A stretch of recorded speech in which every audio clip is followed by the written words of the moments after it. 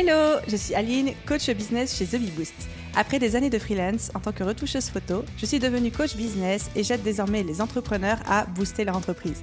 Si vous êtes à la recherche de stratégies, d'astuces, de retours d'expérience, de partage et d'une bonne dose de bonne humeur, vous êtes au bon endroit. Dans ce podcast, seul ou avec mes invités, je vous partage tout pour vous inspirer au quotidien, vous aider à atteindre tous vos objectifs et faire en sorte que vous puissiez développer le business de vos rêves. Alors, installez-vous confortablement et c'est parti pour l'épisode du jour. Hello à tous et bienvenue dans l'épisode 270 du podcast Je peux pas, j'ai business. Et aujourd'hui, on va parler de marque personnelle que vous connaissez aussi peut-être sous le nom anglophone de personal branding.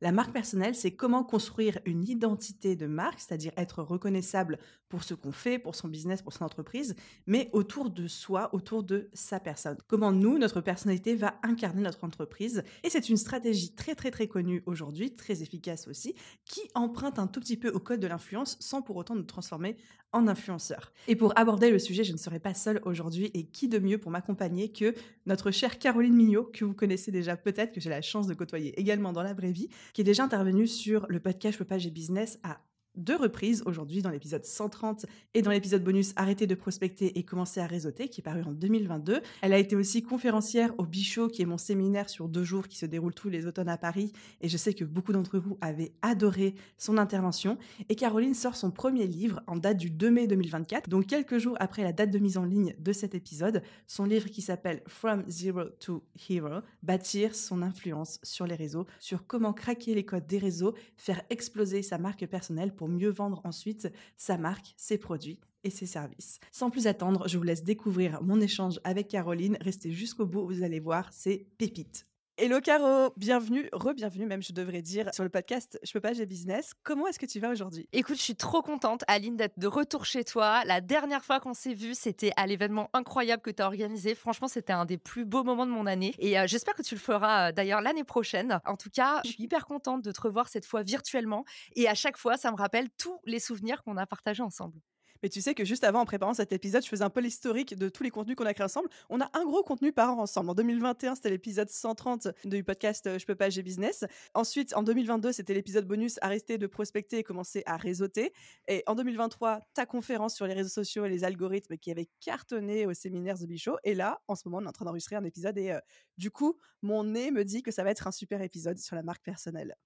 Eh ben, il paraît que je sors de presque 3 mois d'écriture, de réécriture même, de mon livre From Zero to Hero. Donc, je suis hyper chaude pour venir vous partager toutes mes recettes sur la marque personnelle, sur les réseaux sociaux et même en off dans la vraie vie. Effectivement, tu vas bientôt ajouter la casquette d'autrice à ta multiple casquette. J'avais employé une description que j'aime beaucoup et que je vais garder aussi pour cet épisode de podcast qui, pour moi, Karl, si j'avais une phrase pour te décrire, je dis la femme qui murmure à l'oreille des algorithmes parce que quelle que soit la plateforme sur laquelle tu essayes de te démarquer, que tu lances, en fait, ça cartonne tout de suite. Tu l'as fait avec le podcast, avec YouTube, avec les shorts, avec Instagram, avec Clubhouse à l'époque à laquelle on s'est rencontrés. Hein, n'oublions pas Clubhouse. Et à chaque fois, je te vois décoller, je me dis waouh, mais en fait, elle a tout compris. Elle a cette fameuse recette magique qu'on cherche tous.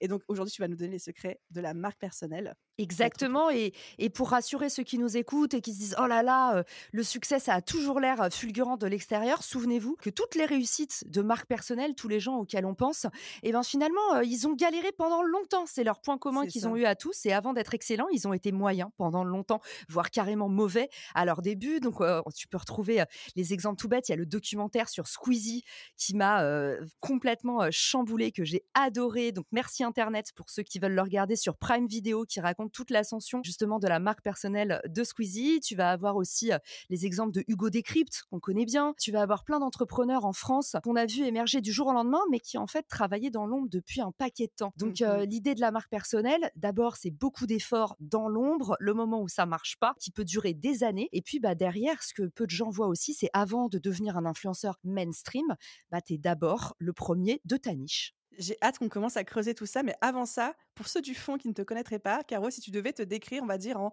3 grands axes ou 3 grands points, lesquels tu choisirais? Moi, j'étais incapable de faire un choix, il y a trop de choses à dire. En gros, je suis entrepreneur dans le marketing et j'ai pas du tout fait du marketing par défaut. J'ai fait du marketing parce que je trouve que le marketing, c'est la meilleure clé d'entrée, la meilleure préparation à l'entrepreneuriat. En fait, pendant 9 ans, je lançais des marques aux États-Unis, des marques françaises et je m'étais pas rendu compte que j'étais déjà entrepreneur sans mettre de mots dessus parce que le marketing et ce qui le rend aussi passionnant, passionnant, c'est tout simplement la science qui fait que l'offre rencontre la demande.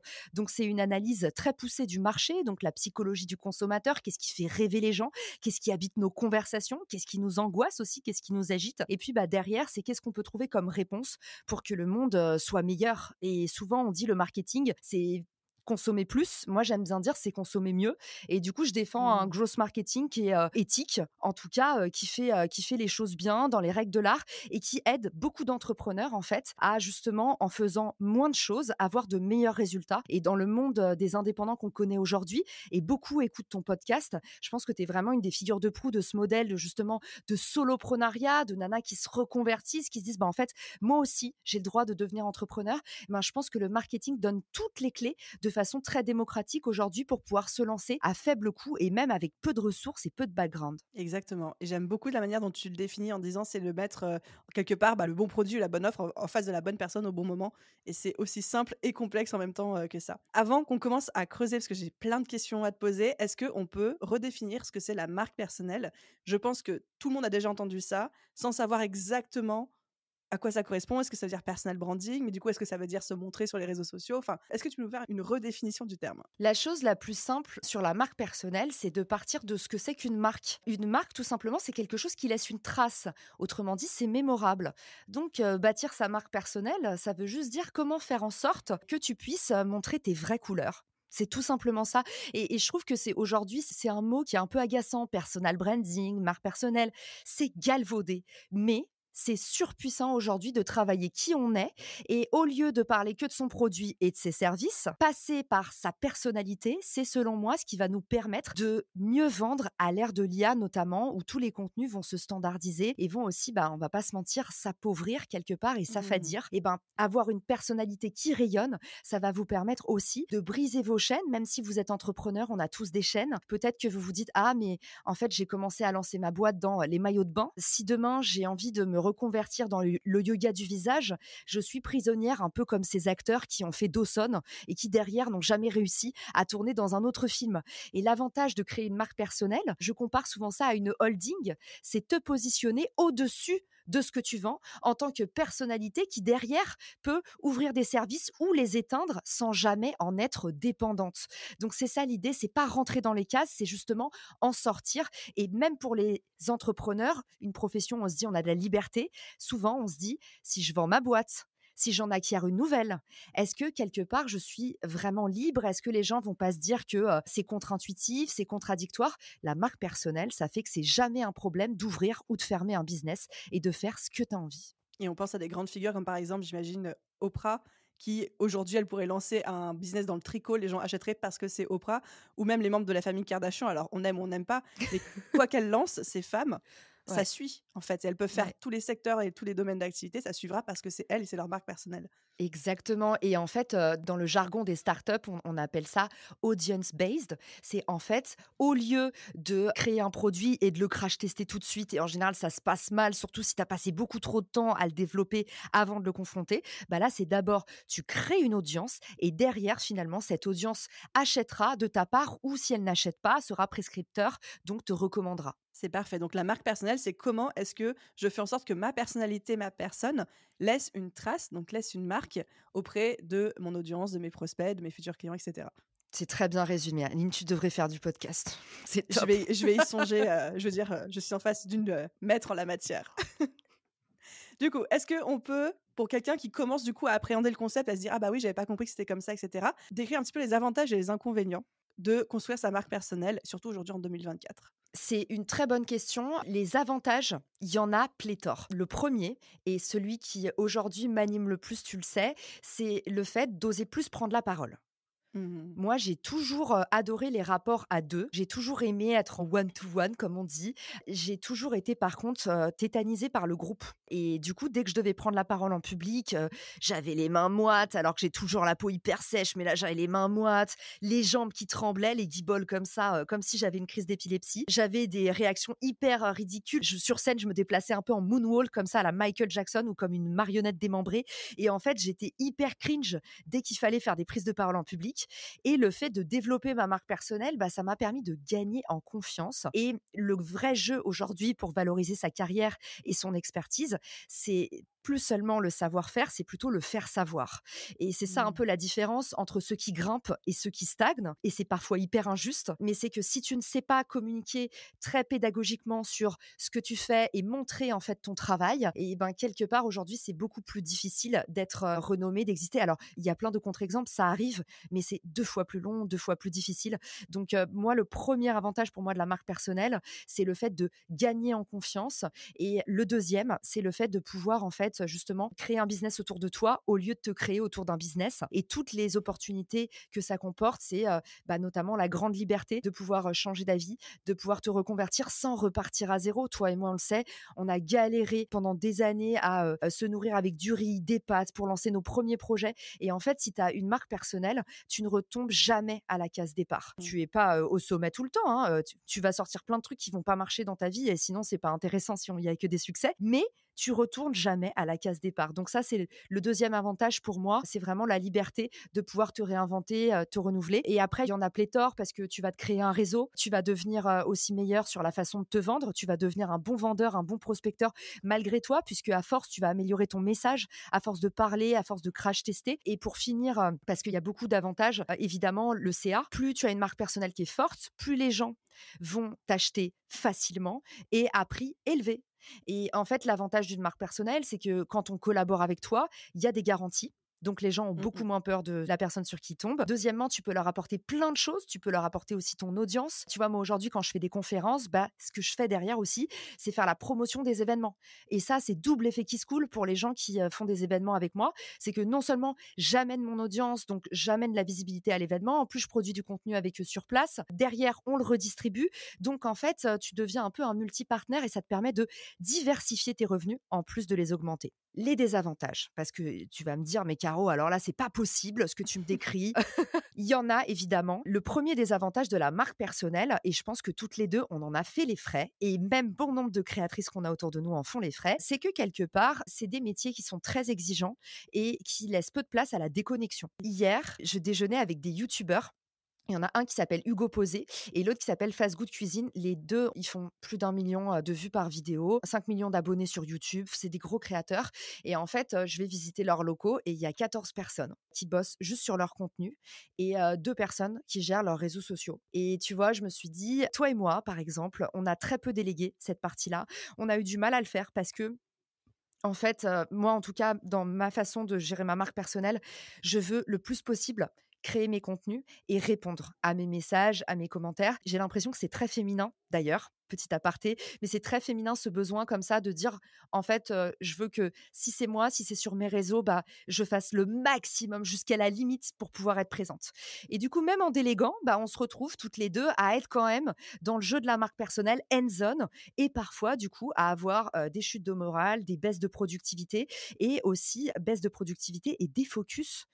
C'est-à-dire Mmh, mmh qu'on le mh. sait, le jeu des notifications, ça va à droite, à gauche, même notre famille a besoin de nous, même nos amis nous demandent des conseils pro. Et en fait, la frontière vie privée, vie publique est parfois hyper difficile à maintenir. Je sais pas ce que tu en penses. Je me retrouve à 200 dans ce que tu dis. Je rajouterais même tout le côté c'est très, très chronophage de créer du contenu parce que la marque personnelle passe par la création de contenu Mmh. et surtout, c'est un travail, qui ne finit jamais, en fait, parce qu'il faut toujours créer du contenu. Alors, quel que soit le rythme qu'on a décidé d'adopter, mais en termes parfois, quand tu as des baisses de créativité ou même parfois de santé mentale, Mmh. je trouve que c'est très facile d'aller jouer avec les frontières, avec les codes et de parfois même pas se rendre compte qu'on est en train de poser, l'orteil gauche sur, la limite et cetera et je vois des personnes, hein, qui flirtent avec le burn-out quotidiennement ou même qui sont largement passées de l'autre Mmh. côté donc c'est vrai que ça en fait partie.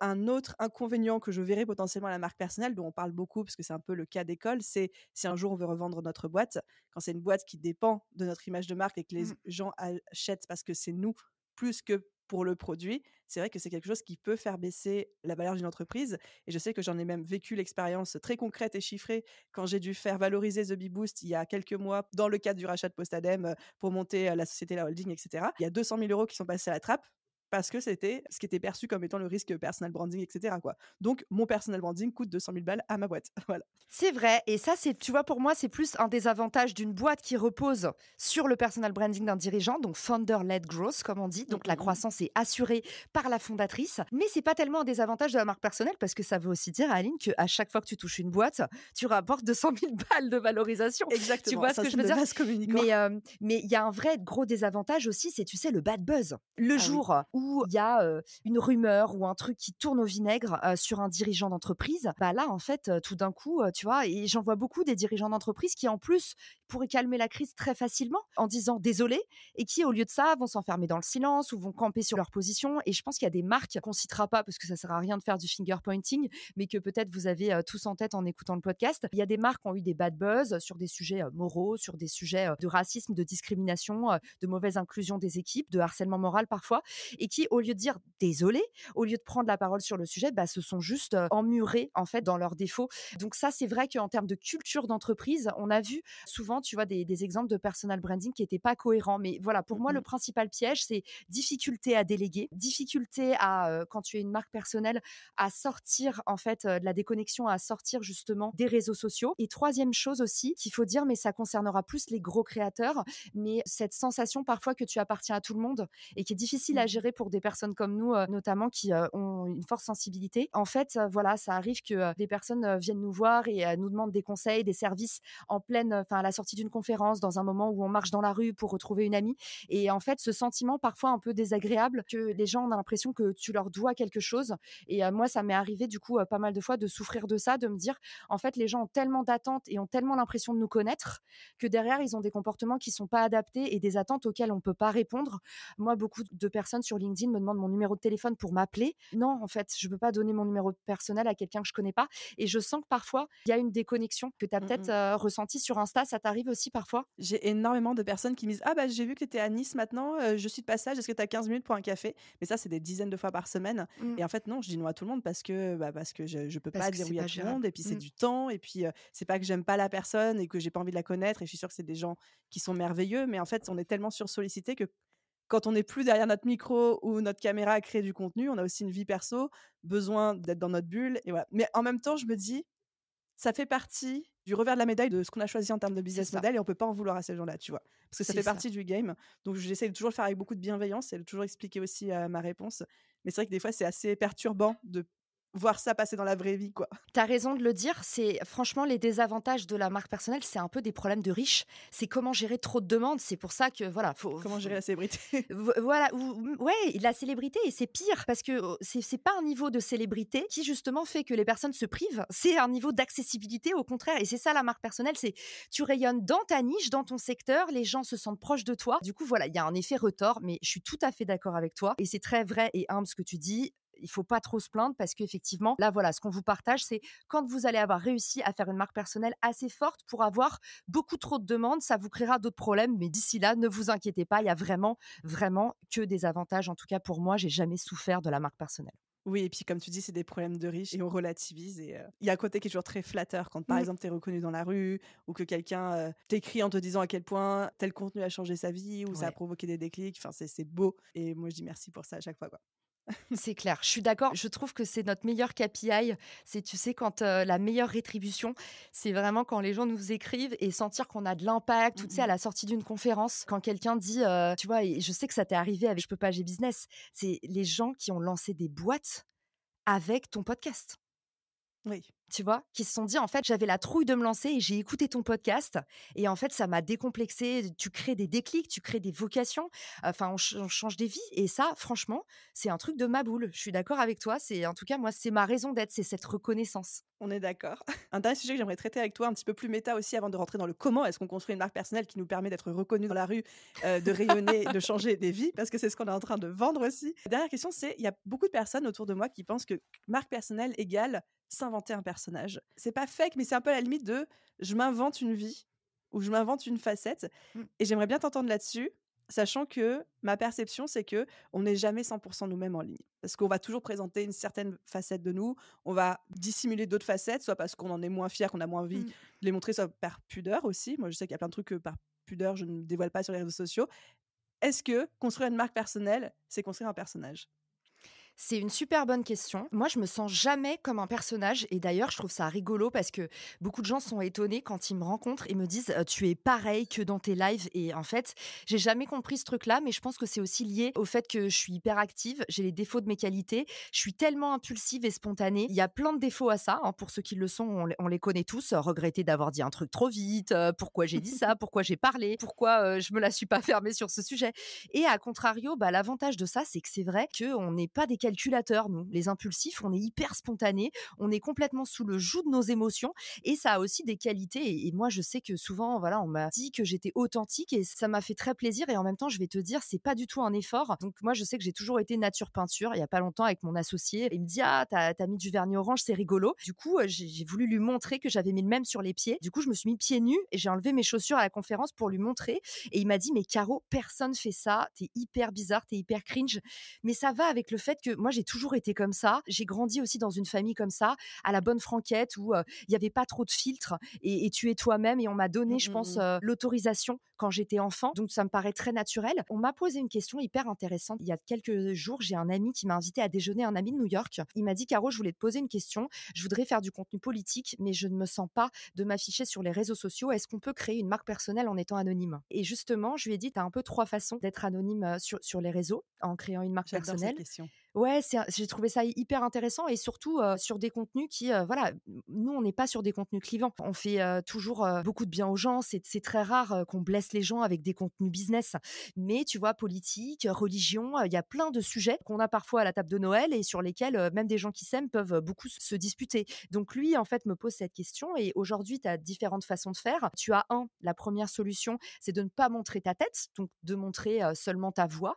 Tu peux faire, par exemple, des point of view et du coup, en fait, que les gens ne voient jamais ta tête, avoir juste une voix qui les accompagne. Et puis, tu peux aussi faire du contenu de synthèse, donc avec un avatar IA, avec une fausse voix IA. C'est toujours un peu bizarre, c'est plus difficile, je pense, de réussir avec un avatar, mais vous savez, les faux influenceurs qui sont des avatars IA sont en train de débarquer très, très fort sur les réseaux Mmh, mmh, sociaux. mmh. Souvenez-vous, malheureusement, que tout ce qui arrive en Chine finit par arriver chez nous, donc c'est que dans quelques années, on va les avoir aussi. C'était pas que pour la Covid. Et troisième chose, se créer un personnage. Et je lui ai dit, en fait, tu peux aussi être un Daft Punk.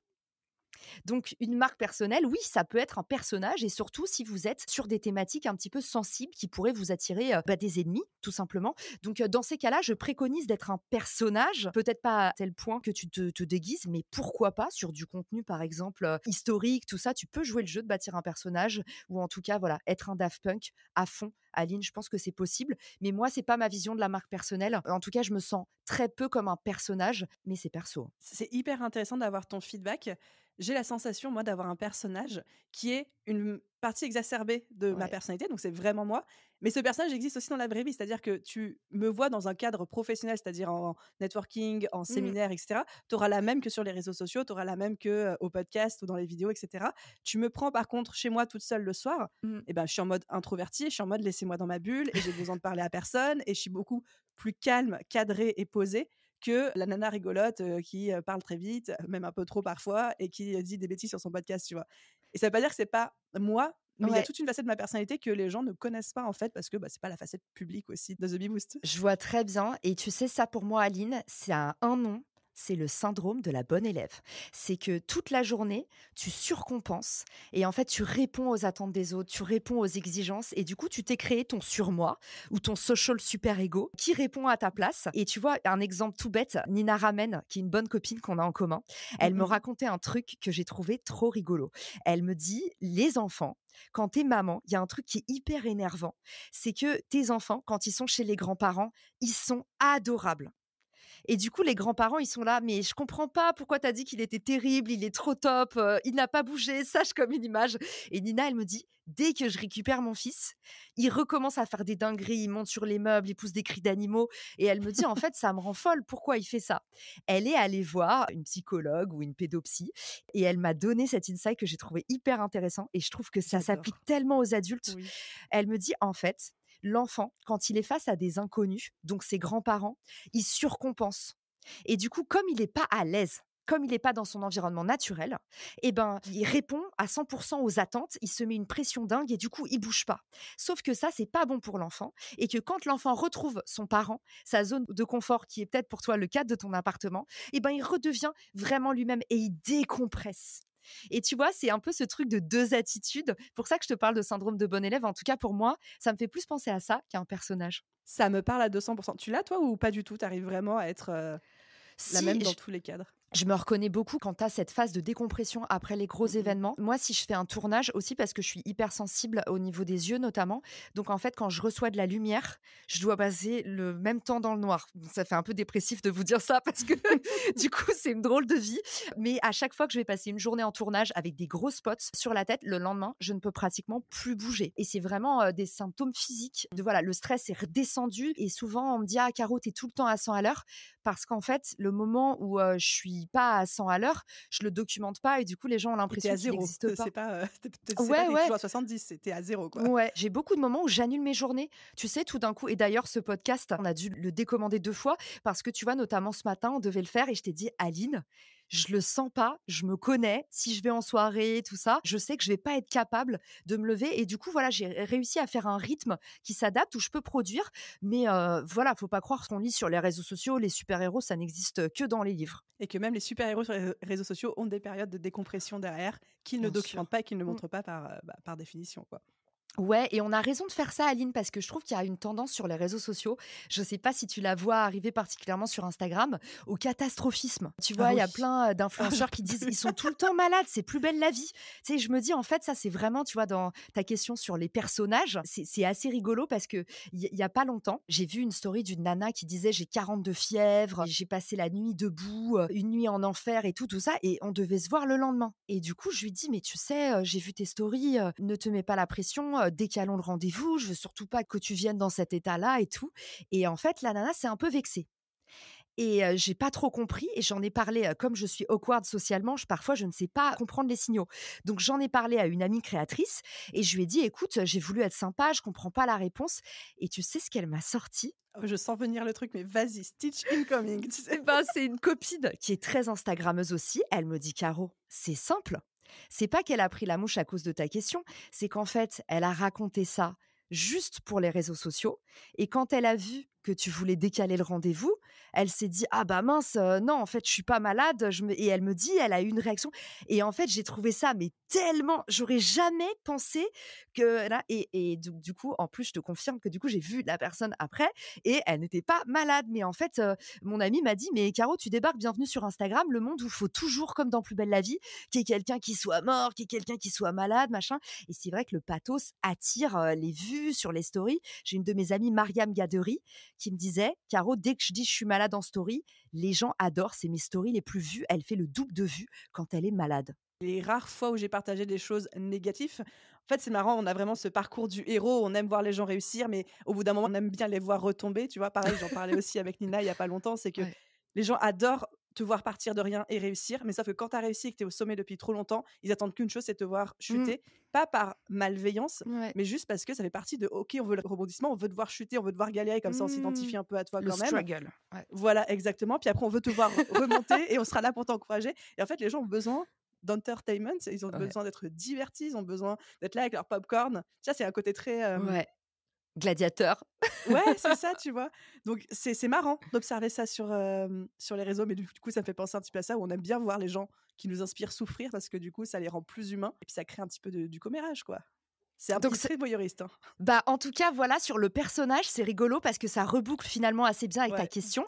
T'as raison. Et du coup, il y a des gens qui se créent, voilà, des personnages. Mais ça, je trouve que tu vois, à force, pour moi, ça va lasser. En tout cas, les Oui. personnes qui font ça ne sont pas des méga brands. Quand je suis, moi, les gens que j'admire, des Alex Hormozy et tout, je sens qu'ils sont pas dans ce jeu de je m'invente tout le temps une vie. Donc, j'ai l'impression que ça, c'est plutôt un réflexe de j'ai pas d'autre chose à raconter, tu vois, finalement, que tout le temps m'inventer des péripéties. Oui, exactement. Alex Hormozy, il poste pas des stories pour dire: «J'ai 42 fièvre». Ou à Ouin, ouin, ouin. l'hôpital comme ça, j'ai encore fait un burn-out. Mais voilà, il y a quelqu'un qui singeait sur LinkedIn, qui faisait un contenu trop rigolo, qui singeait sur LinkedIn justement, le créateur qui dit: «Eh, j'ai gagné 100 000 € par mois. Oh, mais j'ai fait un burn-out, c'est dur, mais regardez, je lance mon nouveau truc». Et c'est vrai que je pense que ça va lasser sur le long terme. C'est pas un bon moyen de faire de la croissance et de créer une communauté. Mais du coup, on est d'accord que la marque personnelle, ce n'est pas ça, parce que là, on est en train de partir dans les délires où les gens vont se dire: «Mais en fait, ça a l'air d'être un enfer leur truc». Non, je pense que la marque personnelle, justement, c'est Oui. pas se créer un personnage et c'est pas Mmh. s'inventer une vie. La marque personnelle, c'est Exactement. justement construire un business autour de vous, votre personnalité, vos envies, vos forces. Et du coup, voilà, et le premier truc, c'est au lieu de se préoccuper de ce que vous avez à poster sur les réseaux sociaux, posez-vous la question de ce que vous pouvez apporter de plus valorisable pour votre audience. Par exemple, Aline, elle a une reconversion. De base, coup du sort, elle s'est auto-formée et elle s'est rendue compte en fait de la voie royale qu'il y avait à communiquer, à construire son média aussi. Et ça, tu vois, tu l'as documenté et tu t'es dit, bah, je vais le faire croquer aux autres. Et c'est ça qu'on suit dans ton aventure. On suit Mmh pas mh. ton état de santé, on suit pas qu'est-ce qui se passe dans ta vie familiale ou ta vie amoureuse. Nous, ce qu'on a envie de savoir, c'est ton épopée d'entrepreneur pour se dire, aujourd'hui, les rôles modèles d'aujourd'hui, c'est justement ceux qui ont galéré hier. Donc, c'est peut-être le futur moi. Donc, quand on te regarde, on regarde le futur nous. En tout cas, moi, ça, j'y crois. J'adore et c'est très bien résumé. Du coup, est-ce qu'on peut passer sur le comment est-ce qu'on fait ça? Comment est-ce qu'on construit sa marque personnelle? Parce que c'est quelque chose qui est accessible à tout le monde, en fait. C'est pas réservé aux influenceurs, c'est pas réservé aux extravertis. Chacun peut le faire. Ce serait quoi pour toi la première étape de quelqu'un qui voudrait se dire: «Ouais, moi ça me parle comme stratégie, je vais mettre ça en place dans mon business»? Alors pour moi, la première étape, c'est d'identifier sa niche, c'est-à-dire sa spécialité. Dans quel territoire est-ce que vous avez le plus de compétences, le plus de valeur ajoutée?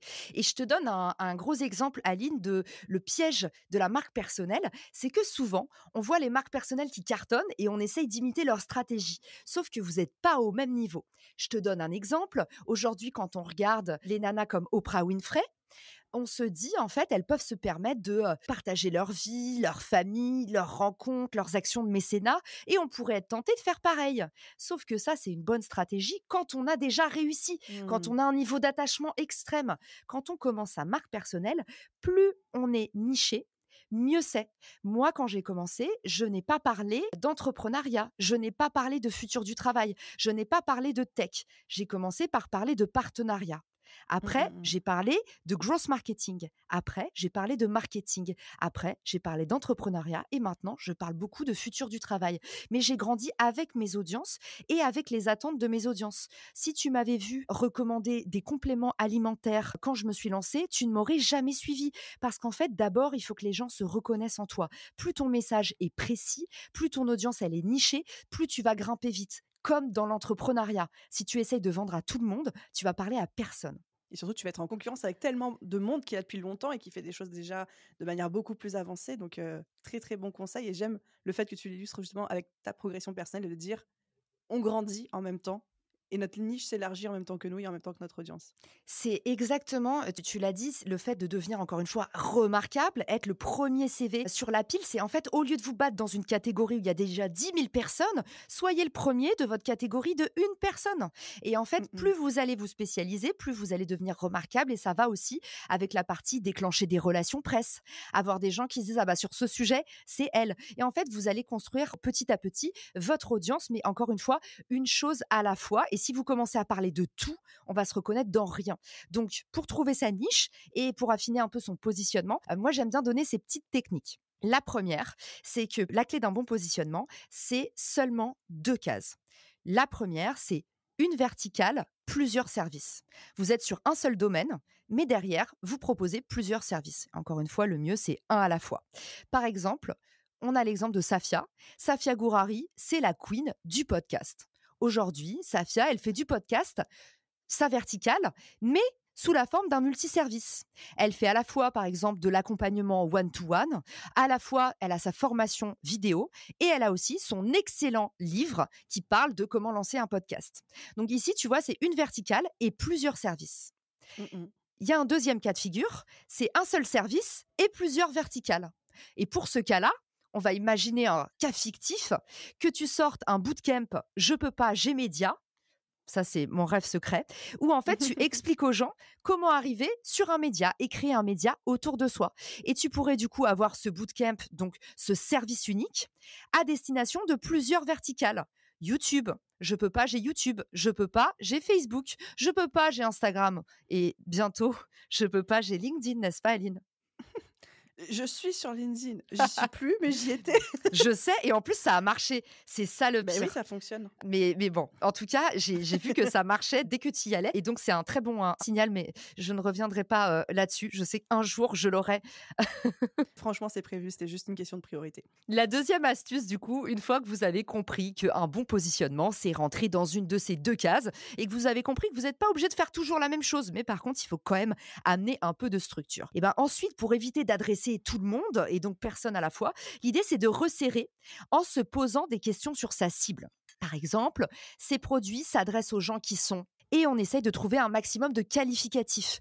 Un exemple tout bête, et j'en ai beaucoup dans ma hotline sur le positionnement, ce sont ces coachs qui du coup permettent aux entrepreneurs de décupler leurs performances.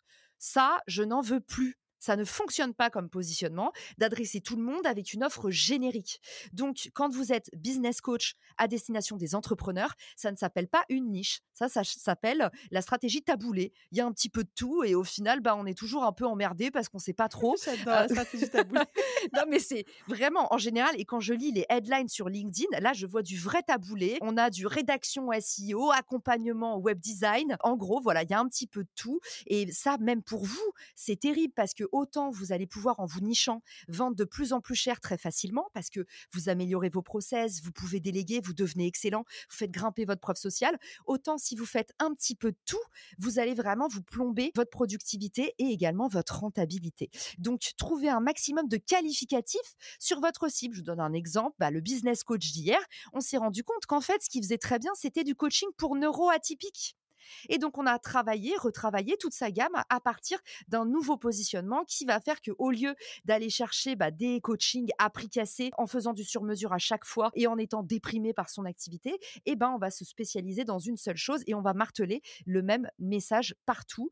Évidemment, la dernière technique que je vous donnerai et qui pour moi est vraiment importante sur la structuration de l'offre, c'est de toujours vous poser la question, et ça c'est vraiment Alex Hormozy qui l'a beaucoup évangélisé sur les réseaux, vous posez la question de qui est prêt à payer le plus cher pour résoudre cette douleur ou alors qui a le retour sur investissement le plus fort.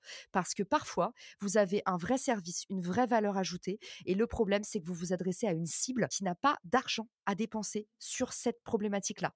Par exemple, je veux vendre de l'optimisation de profil LinkedIn à des étudiants ou à des chercheurs d'emploi. Ça ne marche pas. Donc voilà, parfois, on a tendance à dévaloriser son service alors qu'on l'a juste mis en face de la mauvaise personne, quelqu'un qui ne le valorise pas suffisamment.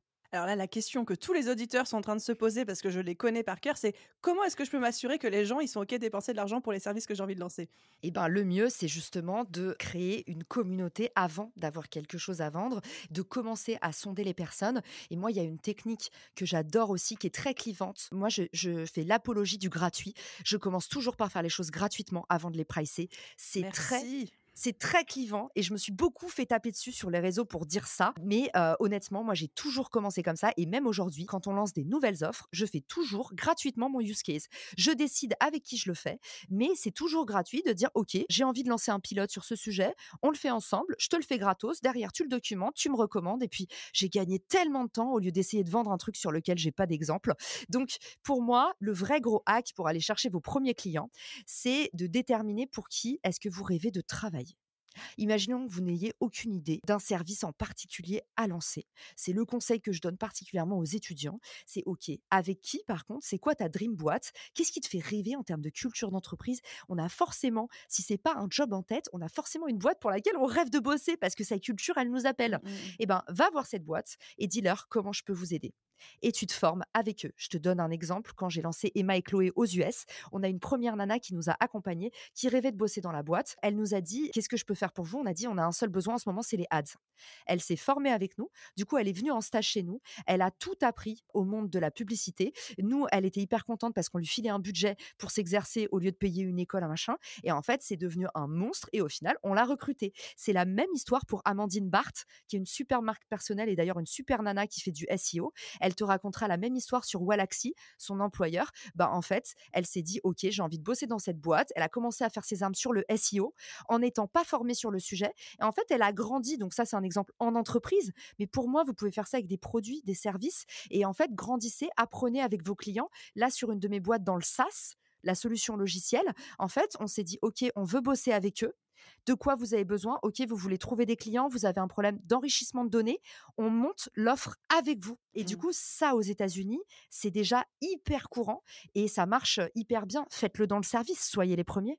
C'est magnifique, j'adore. Pépite, ce que tu nous partages. Donc ça, c'était notre première étape pour monter sa marque personnelle, trouver sa niche. Ensuite, étape numéro 2. Moi, je prends des notes. Alors, étape numéro 2, identifier ses forces. Et en général, là, on vous demande pas d'avoir le melon ou d'être hyper mégalo et de dire je suis. Demandez à vos potes. N'hésitez jamais à faire travailler les autres. Demandez à vos potes, alors pas à votre mère, hein, demandez plutôt à vos potes, à vos anciens collègues. Pour toi, c'est quoi qui fait que je suis distinctif là-dessus? Pour toi, qu'est-ce que j'ai à apporter en particulier dans tel domaine ou pour telle boîte? Les gens vont vous dire mieux que vous quel est votre why. Et tu vois, souvent, Aline, Nina, par exemple, elle m'a beaucoup aidée en me disant, mais tu sais, Caro, quand tu es sur scène, il se passe un truc. C'est vraiment ton truc. Tu es distinctive là-dessus. Et tu vois, parfois, quand c'est un truc qui te plaît, t'oses pas en rêver. Et tu dis, ah bah finalement, c'est banal. Et le propre du talent, c'est qu'on n'arrive jamais à se rendre compte du talent qu'on a parce que pour nous, c'est naturel. C'est le fameux truc inné. On a tous ce C'est truc-là. ça. Tu sais, on a tous cet ami qui est hyper magnétique, qui s'en rend pas compte, mais qui est ami avec tout le monde. Ou ce mec, par exemple, qui a une logique imparable. Toi, Aline, par exemple, tu sais super bien t'approprier les messages et récapituler. Tu vois, tout à l'heure, en une seconde, tu m'as résumé une phrase avec un mot hyper simple, avec une punchline. Donc, en fait, on a tous un truc qui, pour nous paraît évident. C'est ça le propre du talent. Donc, demandez à vos amis de vous donner, de vous attribuer, du coup, 5 forces. Et pareil, vous demandez aux autres de faire le travail à votre place. Quand c'est pas vos clients, c'est vos amis et vous allez identifier vos forces. C'est ce qu'on appelle la délégation intelligente, ça, on aime. Puis c'est toujours très flatteur aussi pour soi, donc bon exercice à faire. Exactement, exploitez vos amis, ils vous le rendront bien. Troisième technique, quantifier les bénéfices. Et là-dessus, on a tout le temps du mal à être concret. Ok, tu veux aider les entrepreneurs à développer leur performance. C'est quoi concrètement? Quelle est la métrique qui fait rêver tes clients? Quand je vends des plans agence personnelle, mon agence de création de contenu, je sais que les gens veulent des vues. Si j'étais business coach, je sais que les personnes, peut-être elles veulent du CA ou peut-être elles veulent plus de rétention auprès des équipes que je coach, par exemple, sur la partie team building ou que j'accompagne. Trouvez la métrique qui fait rêver vos clients. Et souvent, c'est quand vous présentez vos résultats, qu'est-ce que vous présentez? Donc, est-ce que c'est des vues? Est-ce que c'est des ventes? Est-ce que c'est une augmentation de panier moyen? Est-ce que c'est une position sur Google? Amandine Barthes, professionnelle du SEO, elle vend le top 1 sur Google ou peut-être le podium, le top 3. Quand tu vends à des annonceurs, Aline, par exemple, un sponsor de ton podcast, tu vas vendre un nombre d'écoutes. Donc, si demain, tu lances ta formation sur le podcast, peut-être que la bonne data, le bon indicateur, c'est comment passer de 0 à 50 000 écoutes. Bon, on l'a déjà fait cet épisode, mais tu as compris, l'idée, c'est toujours de se forcer. Étape numéro 4, quantifier. Ça ne suffit pas de dire ce que vous faites, on veut savoir combien vous rapportez, peu importe l'indicateur. Mais si vous êtes dans un truc qui est inquantifiable, par exemple, des coachs en confiance en soi, dans ces cas-là, je veux quand même que vous mettiez un chiffre magique. Forcez-vous à me trouver un chiffre. Ça peut être, par exemple, un indice de satisfaction, un classement quel qu'il soit, une prime ou une récompense. Par exemple, vous êtes LinkedIn Top Voice, vous êtes lauréat du concours Entreprendre, ou alors vous avez un taux de satisfaction de 5 sur 5. Mais en tout cas, le chiffre magique, il est important pour appuyer avec du concret. Là, je vais me faire l'avocat du diable. Quid de faire des promesses sur ce genre de résultats sans être certain que 100% des clients vont l'atteindre? Ah, alors là, par exemple, tu me dis si demain, par exemple, avec l'agence personnelle, on garantit 1 million de vues. C'est même pas garantir, c'est par exemple juste si ton positionnement sur l'agence personnelle, c'est je vous aide à faire 1 million de vues en un mois grâce au format court. Ouais. Mettons qu'à un moment, ça ne marche pas pour un client.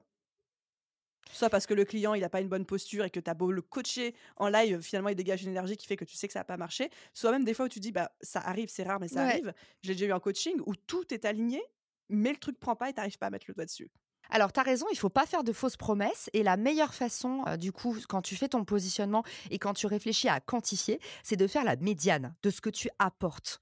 Effectivement, c'est important d'avoir des preuves. Pourquoi? Parce que c'est vrai, les gens peuvent raconter n'importe quoi sur les réseaux sociaux. Mais quand vous allez faire vos appels de closing, les clients, ils vont tous vous demander « Ah bon ? Vous faites 1 million par mois? Est-ce que vous avez des exemples? Et c'est pour ça que c'est hyper important de travailler à partir de l'existant ou de commencer par travailler gratuitement parce que vous récoltez Voilà. votre fameux use case. Et ce use case, en fait, ça vous permet de mieux convertir par la suite. Mais tant que vous n'avez pas quantifié sur des premiers clients, eh ben, c'est hyper compliqué de vendre un truc en ne sachant pas trop à vue de nez combien ça peut rapporter. Donc pour moi, l'offre irrésistible, la clé, c'est toujours le chiffre magique de quantifier. Et l'idée, c'est pas de faire des promesses d'arracheur dedans et c'est toujours de travailler votre preuve parce que, évidemment, oui, vous pouvez raconter n'importe quoi, ça se retournera toujours contre vous.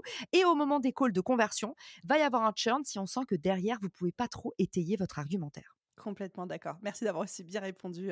C'était pas une question piège, mais c'était une question délicate. Mais je sais qu'après, généralement, c'est celle qui revient toujours quand j'ai le même type de discours que toi. En tout cas, vraiment quantifier, c'est important.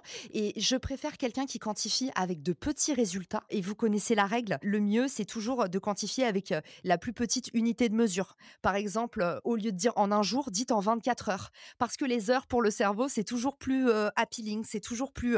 Il sait que c'est une plus petite unité de mesure. Donc, essayez d'avoir des petits repères neuraux. Ça vous permet, même si vous avez l'impression d'avoir des petits résultats, vous pouvez transformer. Encore une fois, Mmh, pour en mmh, mmh. repenser à la logique de dire 24 heures au lieu de dire un jour. Donc, vous pouvez faire en sorte d'être quand même vendeur, même si vous estimez que les résultats vont être, par exemple, sur le long terme. Mais ne vous dévalorisez jamais. Si, par exemple, vous faites du SEO, c'est plus intéressant que vous disiez, voilà, on te permet d'avoir X nombre de vues en 6 mois ou en un an que derrière de ne rien dire. Je préfère un petit résultat parce que derrière, les clients savent ce qu'ils achètent, ça renforce votre preuve sociale et surtout, ça montre que c'est du concret. Donc, essayez d'étaler vos résultats avec la loi des mesures pour que ce soit le plus vendeur possible, mais ne vous dites jamais qu'un chiffre ne mérite pas d'être affiché. Un petit chiffre aura toujours plus de valeur que pas de chiffre du tout. Ça, c'est vraiment Exactement. ce que je retiens. Voilà, bien résumé, je vous l'avais dit. Bah, c'est pas un résumé, je viens juste de répéter là pour le coup. Étape suivante, je bois tes paroles. Ouais, alors étape suivante, raconter son histoire. Ça, c'est important aussi, mais vous avez vu, faut pas le faire tout de suite. Parce qu'en fait, d'abord, on a envie, pour être intéressant, commencer par vous intéresser. Donc, le personal branding, c'est pas moi, je, moi, je, moi, je.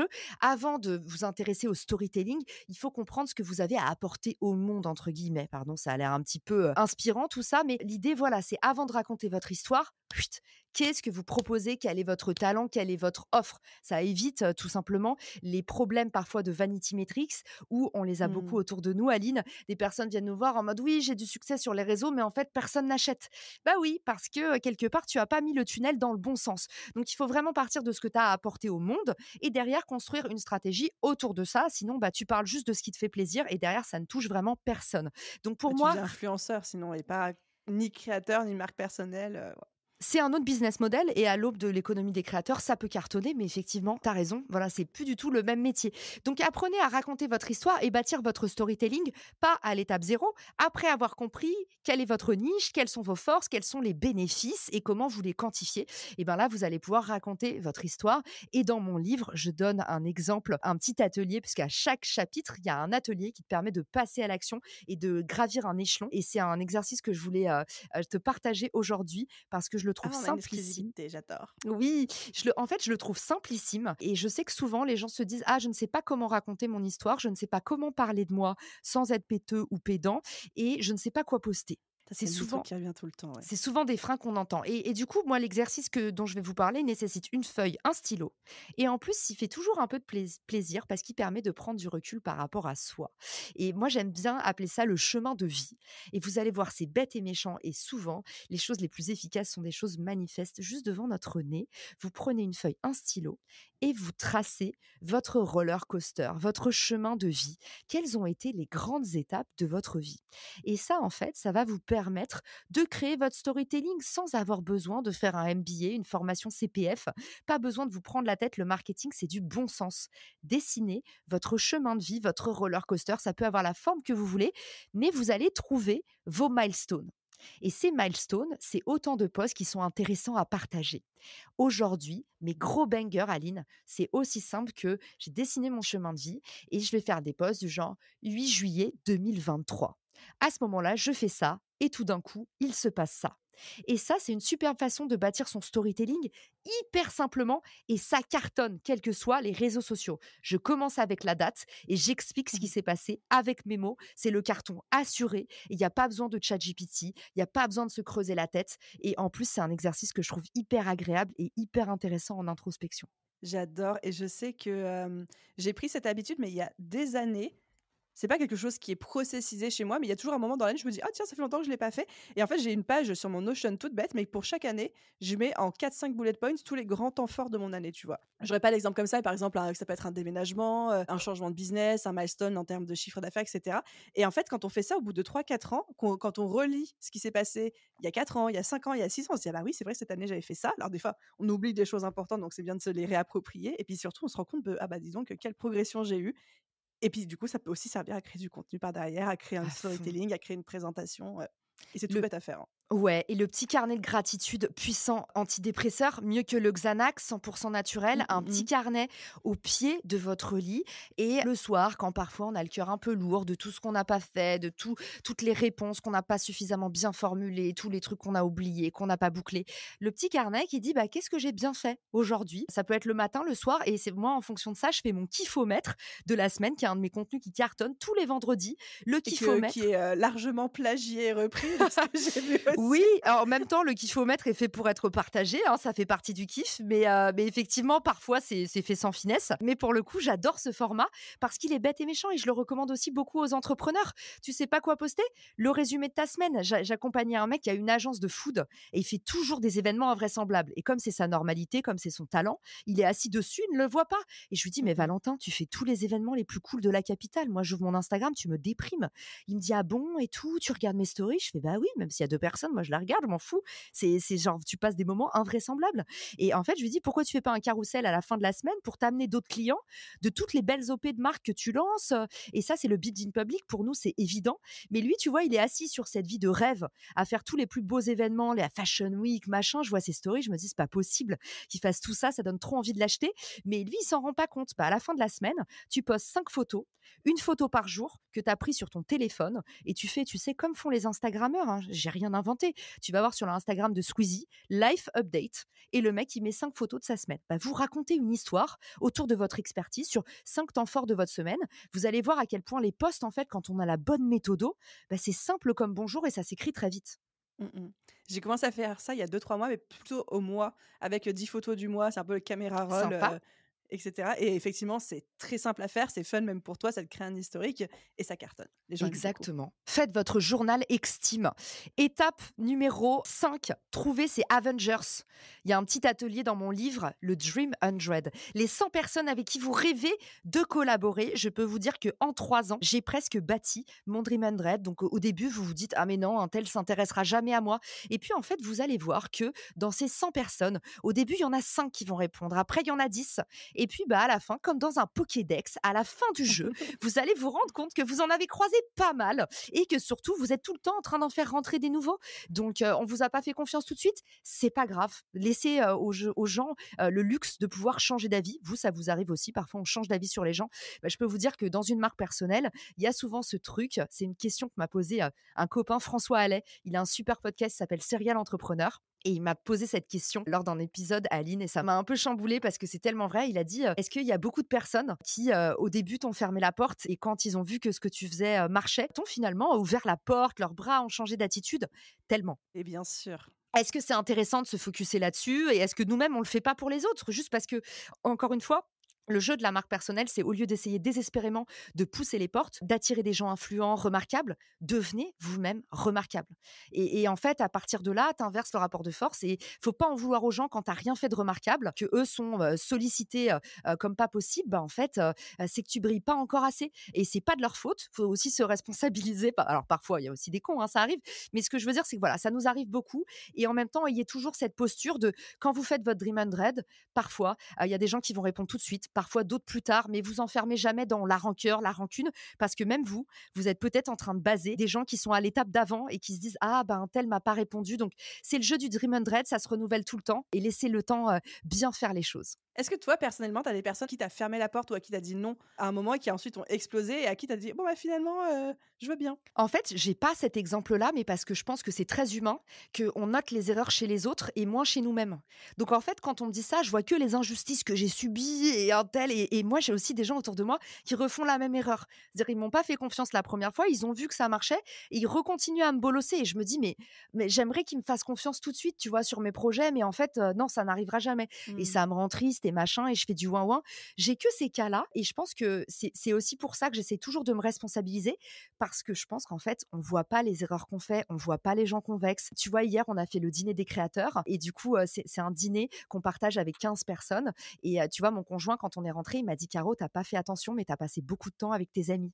Et ça m'a vachement chamboulée cette nuit. Ça C'est le t'a truc trigger, ouais. d'hypersensible. Tu sais, on te dit un truc et genre après, j'étais là: «Ah, je suis une mauvaise personne».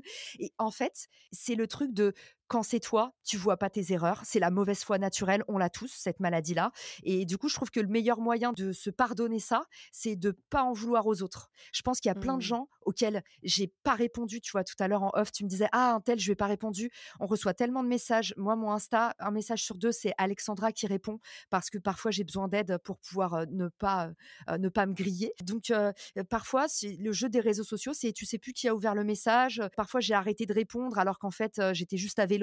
Et oui, je pense que ça m'est arrivé, si je veux être honnête, ça a dû arriver sur un paquet de personnes sans le faire exprès et sans jamais avoir la logique de ah, tu n'es pas assez influent, parce que moi, mon parti pris, c'est de ne jamais sélectionner, même pour le dîner des créateurs. Il y a plein de gens que ça étonne. C'est ah, du coup, enfin, il y a pas de sélection. Non.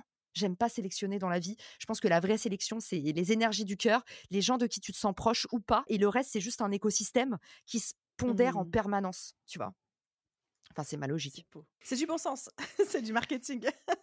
Et du coup, on arrive à notre dernière étape et après on fera un petit récap très rapide de toutes, parce qu'on a dit beaucoup de choses autour Oh de là beaucoup de là. piliers. Mais comme je sors de live, j'ai bu beaucoup de café, alors j'espère que je vous ai pas saoulé de paroles et que j'ai pas parlé trop rapidement. C'est un peu Mais continue à nous saouler de paroles parce que c'est tellement intéressant ce que tu racontes. Moi, je suis bon, prête. tant mieux. Le dernier point, c'est la discipline, c'est le pouvoir. Et je m'inspire volontairement d'une phrase incroyable de la sœur William. Je vous mettrai le lien, Aline, comme ça, le mettra dans les ressources de l'épisode. C'est un Reels qui me donne des frissons, mais sur tous les bras, où en fait, elle explique, elle dit, le truc, c'est que quand tu veux faire les choses et que tu veux réussir, si tu penses qu'il n'y a pas de prix à payer, c'est que tu ne mérites pas le succès. Et le succès n'arrivera pas. Le succès arrive avec la discipline. Et la discipline, c'est pas un asservissement, c'est le pouvoir. La discipline, c'est la liberté, parce que tes projets se réalisent que quelque part par la besogne, par le labeur. Donc j'aime beaucoup ces discours. Bon, vous verrez, c'est un Reels vraiment ricain et tout, avec la musique aspirationnelle, mais moi, ça me donne des frissons dans tout le corps et j'y crois vraiment à ça, à cette réussite qui n'arrive pas comme sur les réseaux sociaux par magie, mais qui vraiment se nourrit au quotidien dans Mmh. l'effort, dans le sacrifice. Alors voilà, la discipline, c'est le pouvoir, les routines que vous allez mettre en place, votre capacité ou pas à déléguer, parce que maintenant, vous l'avez compris, c'est aussi ça, le jeu d'une marque personnelle qui grandit, c'est vous laisser aussi la marge de pouvoir évoluer, d'avoir du temps pour vous, d'avoir du temps seul, d'avoir du temps sur vos prochains projets. Et pour ça, il faudra accepter de pas être toujours madame parfaite, de décevoir des gens, de pas être parfois à la hauteur de ce qu'on voit sur vos réseaux. Il va falloir vous pardonner et être gentil avec vous-même. Donc voilà, la discipline, c'est le pouvoir, les bons outils pour vous accompagner, les plateformes de data analyse sur les réseaux sociaux, les Metricool, par exemple, qui vous permettent de programmer vos posts, de recevoir des rapports personnalisés pour comprendre qu'est-ce qui fonctionne sur telle plateforme, les documents Notion qui vous permettent de préparer un peu votre média kit à chaque fois qu'on vous invite sur un podcast ou que vous postulez sur un podcast. Mettez en fait une press room où on peut retrouver vos photos, on peut retrouver un petit pitch sur vous, on peut retrouver vos derniers épisodes de podcast. En fait, facilitez la vie de ceux qui collaborent avec vous. C'est ça aussi le jeu de la marque personnelle. Si vous voulez trouver des sponsors, mettez-leur vos chiffres au bon endroit, le détail de tous vos tarifs. Faites attention à la tête du client, parce que quand on price à la tête du client, ça finit toujours par se savoir. Mmh, Donc, mmh, mmh. mettez les choses dans des process. Écoutez le podcast d'Aline. Il est fait pour ça, pour que vous mettiez encore plus de structure sur vos activités. La structure et la discipline, c'est la liberté. J'adore ça. Il y a un truc que tu as dit, on en a déjà parlé, mais la manière dont tu l'as formulé, ça m'a encore plus convaincue et je me dis: «Ça vaut le coup qu'on le répète», c'est que marque personnelle ne veut pas dire tout faire tout seul. Et ça, je Exactement. pense que je viens de le conscientiser une étape plus loin, que de construire du personal branding ne veut pas dire: «Je dois faire mon contenu tout seul et je dois répondre tout seul aux messages et je dois être tout seul à communiquer avec mon audience» et cetera. Et ça, je pense que c'est vraiment quelque chose où il faut que les gens se le rentrent dans la tête, que c'est pas parce que c'est vous et que c'est votre visage que ça veut dire derrière, comme tu disais tout à l'heure, il y a pas 14 personnes qui travaillent, qui Mmh. gèrent vos réseaux sociaux. Alors peut-être pas 14, mais au moins peut-être une. Toi-même, tu as une équipe qui est avec toi, moi aussi. Ouais. Et il faut pas que les gens aient la pression de dire: «Parce que c'est du personal branding, je dois tout faire moi-même». Exactement et franchement, soyez gentils avec vous-même et c'est ça aussi, la marque personnelle, c'est très exigeant et si vous voulez pas tomber justement dans la pression de ce personnage, ce syndrome du super-héros et c'est vraiment soyez dans l'attention, on est notre principale ressource quand on est entrepreneur, donc il faut faire très attention à sa machine et voilà et être gentil avec nous-mêmes et nous pardonner aussi parce qu'on l'a dit, la marque personnelle, c'est faire en sorte de se survaloriser dans son business, donc on a beaucoup, beaucoup de pression, beaucoup de responsabilités, peut-être le double. La contrepartie de ça, c'est let go. C'est pas grave si t'as pas été parfaite. C'est pas grave si dans ce podcast, t'as dit le mot de trop ou le mot de pas assez ou t'aurais dû dire les choses comme ça et t'as pas été sympa avec telle personne et machin, tu vois, au salon Go Entrepreneur. Je m'en veux encore une semaine après, je rumine parce que j'ai croisé quelqu'un qui s'est pointé devant moi et qui m'a dit bonjour. Et en fait, je me suis sentie un peu, tu sais, j'étais en train de chercher le stand des rôles, le téléphone à la main, occupée, stressée. Dans ce salon, il y a beaucoup de monde et en fait, cette personne m'a dit bonjour et j'ai répondu bonjour et j'ai tourné le dos. Et c'était hyper pain beige de ma part et après, je m'en suis voulu et je me suis dit en même temps après, genre, pff, à la fin de la journée, c'est pas ce qu'on retiendra de vous, que vous soyez pas tout le temps madame parfaite. Donc, laissez-vous tranquille. C'est un beau mot pour boucler la boucle. Pour récapituler, puis après, tu as une petite conclusion avec la cerise sur le gâteau, donc j'ai hâte que tu nous en parles.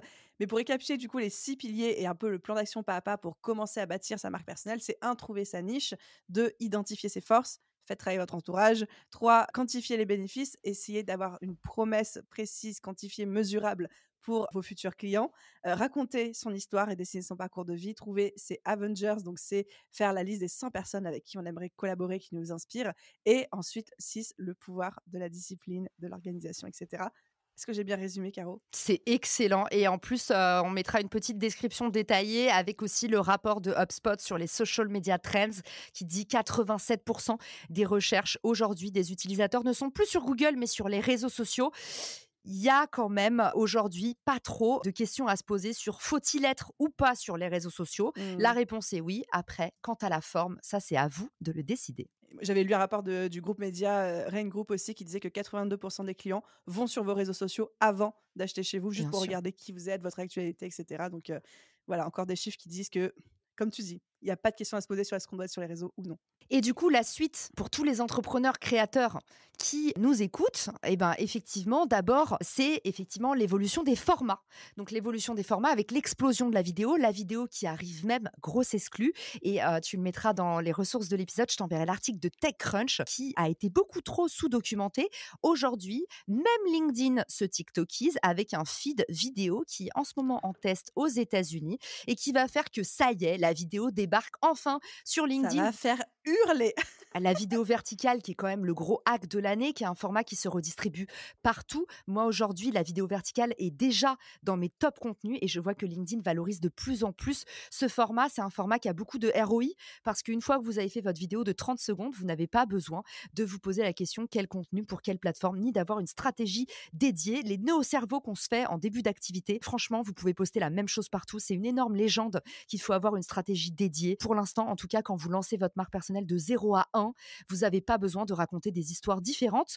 Vous pouvez bien sûr personnaliser, adapter le ton. Moi, je retravaille un peu toujours le message, mais vous pouvez tout à fait communiquer les mêmes choses avec du coup ce format vidéo qui se décline à l'infini.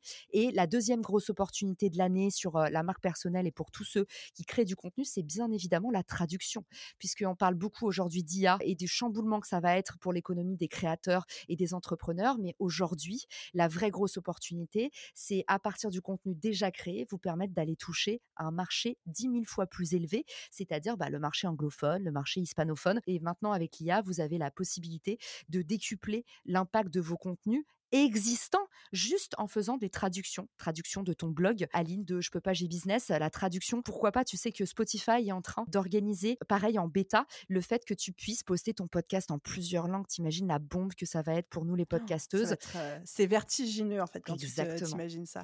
Et pour YouTube, c'est déjà le cas. Aujourd'hui, tu peux updater ton contenu sur la même chaîne jusqu'à, je crois que c'est 15 langues. MrBeast, par exemple, ses shorts sont accessibles sur YouTube dans 15 langues. Donc, déjà sur YouTube, bientôt sur le podcast, très accessible sur vos articles de blog. En gros, l'opportunité aujourd'hui, c'est d'aller à l'international. Et même si vous vendez de la formation, un bouquin, quoi que ce soit, le fait de traduire vos contenus existants, pour moi, c'est une opportunité vraiment sous-évaluée. On parle souvent en business de c'est quoi l'opportunité x10 qui peut nous permettre de faire x10 sur notre chiffre d'affaires, notre audience, notre rapidité d'exécution, etc. Et clairement, pour moi, ça, c'est un x10. Merci Aline de m'avoir reçue. Merci Caro, parce que comme toujours, c'était une bombe en termes de valeur ajoutée. Moi-même, je sais que j'ai pris plein de notes et que je vais réécouter l'épisode pour l'appliquer à mon propre cas personnel. Donc, trop bien. Et comme toujours, merci pour ta générosité, pour tous les exemples aussi. J'ai trouvé ça très actionnable. C'était parfait. Génial, merci. J'espère que ça vous aura inspiré cet épisode. Merci beaucoup Aline de m'avoir reçue et je vous dis à très vite sur les réseaux que vous connaissez, LinkedIn, Instagram. Le 2 mai sort mon livre, donc vous pourrez, au moment de la sortie du podcast, vous pourrez vous le procurer. Évidemment, c'était mon gros projet de l'année. J'ai voulu faire un livre parce que c'est le format le plus démocratique qui soit. Évidemment, quand on sort un livre, pour ceux qui en ont sorti, vous le savez, on ne devient pas riche en sortant un livre, mais par contre, quel bonheur de pouvoir mettre en fait tout ce qu'on a compris, tout ce qu'on a appris à destination du plus grand nombre. Et du coup, dans ce livre From Zero to Hero, je partage ma méthode, la méthode de mes accompagnements, qui sont des accompagnements privés que je fais pour très peu de personnes et qui sont du coup à un prix que pas tout le monde ne peut se permettre. Donc, je voulais qu'on ait un peu le condensé de cette méthode en self-service dans un bouquin qui coûte 23 € et que tout le monde peut se procurer pour créer, lancer sa marque personnelle sous la forme d'activités, de tests pratico-pratiques. Et voilà, et j'ai hâte que vous puissiez rejoindre en fin de page. Je donne un challenge pour qu'on puisse se sentir accompagné en lançant sa marque personnelle parce que finalement, la marque personnelle, tu l'as compris, c'est aussi et surtout un travail d'équipe. J'adore. Très bonne conclusion. Merci pour tout, Caro. Je mettrai évidemment tous les liens, y compris des ressources qu'on a citées dans la description de cet épisode de podcast. Et encore merci pour tout et à très vite. Merci à tous. Ciao, ciao. Et voilà les amis, j'espère que cet épisode vous a plu. C'était une bombe en termes de valeur ajoutée. Je vous invite à également aller consulter l'article de blog qui accompagne cet épisode de podcast, qui est évidemment en lien dans la description de cet épisode, dans lequel vous allez pouvoir retrouver tous les piliers que Caroline a cités. Encore une fois, tous les liens dont on a parlé dans cet épisode sont référencés en description de cet épisode de podcast. Merci à tous de l'avoir écouté jusqu'au bout. Et à vous tous, je vous souhaite une merveilleuse journée, soirée, après-midi, nuit, où que vous soyez. Et je vous dis à très vite dans un prochain épisode. Bye tout le monde!